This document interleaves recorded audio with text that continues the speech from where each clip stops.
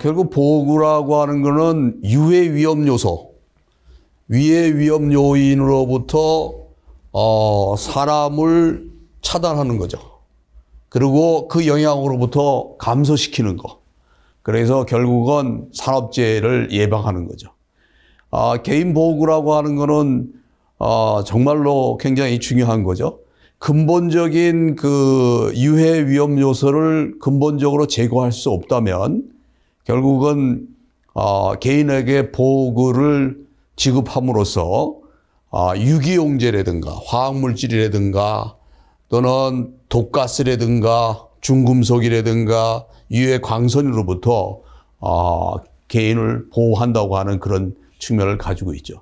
그러면 산업 현장에서 왜 유해 위험 요소를 우리가 그럼 방치하느냐? 그건 여러 가지 측면을 들 수가 있죠. 역시 기술적인 문제가 있는 거죠. 기술적인 문제가 있을 경우에는 설계 단계에서부터 그거를 제거할 수가 없는 거예요. 또는 경제적인 문제가 있겠죠. 경제적으로 그러한 그 소음이라든가 유해 물질을 없애는 것이 돈이 엄청나게 많이 든다면 결국은 그것을 할 수가 없는 거죠. 또는 고장이라든가 기능 저하 이러한 것에 의해서 결국은 유해 위험 요소가 발생한다고 볼 수가 있는 거죠. 그러니까 돈을 많이 들이면은 결국은 그런 것들을 근본적으로 우리가 제거할 수가 있어요.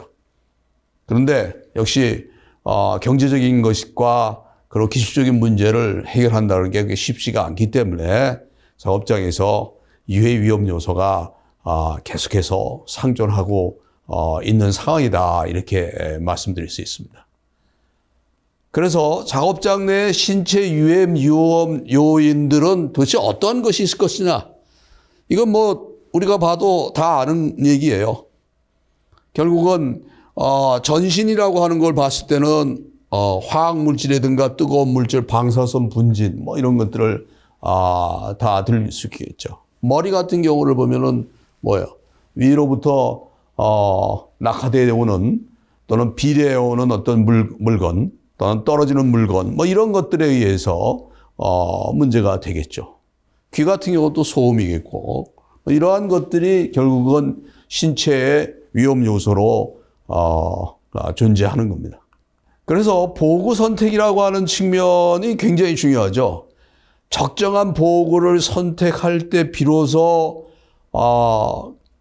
현장에 있는 근로자들이 보호를 받을 수가 있는 거죠.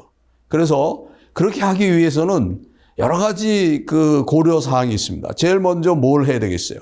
작업장에 유해 위험 요소가 뭐가 있는가를 분석을 해서 찾아야 되겠죠.